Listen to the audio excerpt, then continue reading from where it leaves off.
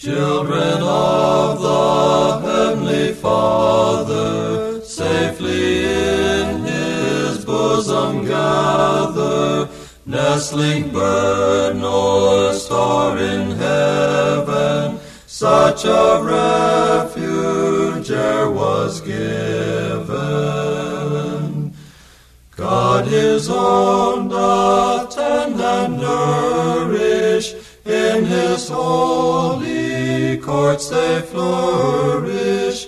From all evil things He spares them, in His mighty arms He bears them. Though He giveth or He taketh, God His children ne'er forsaketh.